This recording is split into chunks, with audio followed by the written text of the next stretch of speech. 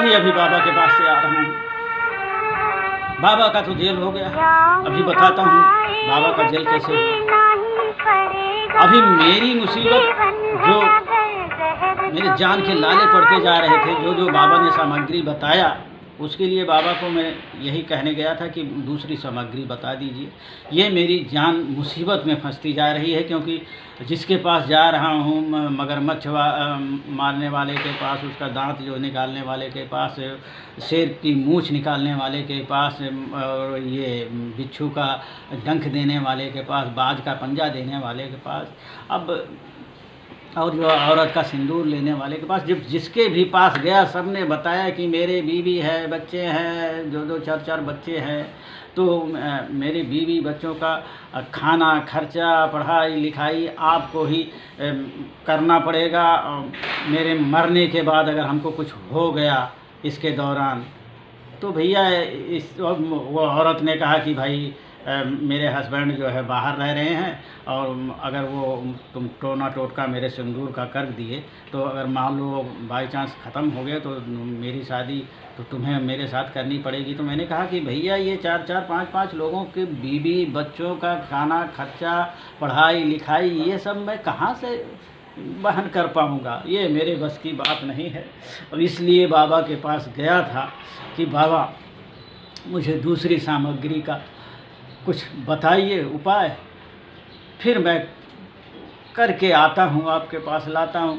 फिर मैंने कहा कि बाबा कहाँ हैं, वहाँ पहुँचा तो देखा कोई नहीं, एकदम सुनसान, सब एक ही चेला मिला।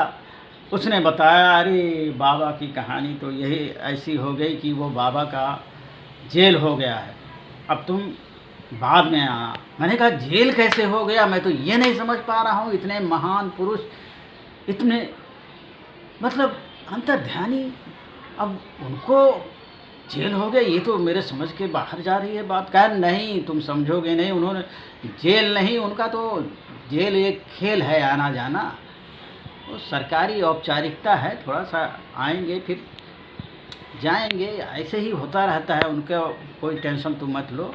अभी जब जेल से बाहर आएंगे फिर तुम आ जाना। लेकिन मैंने कहा लेकिन बात क्या हुई, क्यों जेल गए, इतना तो कुछ बताएंगे।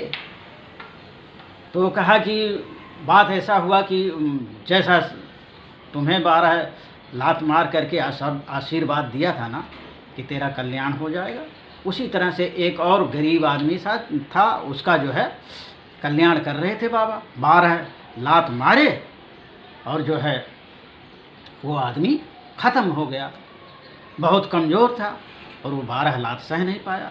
तो उसकी बीवी और बच्चों ने पुलिस में कंप्लेन कर दिया। फिर वो जो है अब बाबा की हथकड़ी लगा करके और पुलिस वाले लेके चले गए कि भाई अब रिपोर्ट हुआ तो थाने में तो जाना ही पड़ेगा। इसलिए तो मैंने कहा रीज़न क्या था, कैसे इतना, कैसे लात से, तो कहा भाई समझते नहीं हो तो बताना ही पड़ेगा। बाबा क्या है कि बाबा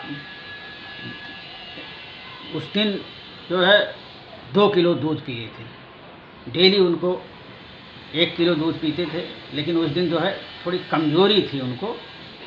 और एक रीज़न और था कि बछड़ा जो है गाय का ख़त्म हो गया था, बछड़ा ख़त्म हो गया था, इसलिए कि बाबा का थोड़ा सा कमज़ोरी की वजह से बाबा का खुराक 1 किलो दूध से 1.5 किलो कर दिया गया, तो बछड़े को दूध कम पड़ गया। अब वो कुछ दिन में बछड़ा धीरे धीरे ख़त्म हो गया। तो अब पूरा का पूरा 2 किलो दूध बाबा उस दिन पी गए, क्योंकि भाई 2 किलो दूध गाय का मिलने लगा बाबा को। अब इस दिन 2 किलो दूध पिए और ये पूरा जूस डकार गए, फल फ्रूट खाए, और उनको थोड़ी ताकत ज़्यादा थी उस दिन। 12 लात लगाया और वो इधर लात लगाया और उधर वो स्वर्गवासी हो गया बेचारा। अब बाबा का तो सत्य कर्म है कि भाई एक जान को ख़त्म कर दिए, मान लो इस शरीर से दूसरे शरीर में वो तो स्वर्गवासी हो गया, दूसरे योनि में पहुंच गया। कोई बाबा किसी की हत्या नहीं करते हैं, वो वो समझ लो बाबा ने दूसरे योनि में उसको प्रवेश कर दिया, तो वो तो स्वर्गवासी हो गया। लेकिन ये मूर्ख आदमी समझते नहीं। पुलिस क्या समझेगी, इसके घर वाले क्या समझेंगे कि वो स्वर्गवासी हो गया है, दूसरे शरीर में प्रवेश कर गया है।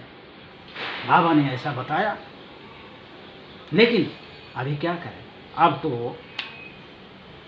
बाबा उनका जेल हो गया है। तुम जाओ बेटा, अब बाबा आएंगे, फिर उनसे जो भी सलाह लेना होगा लेना, जो भी उपाय लेना होगा वो लेना, ठीक है।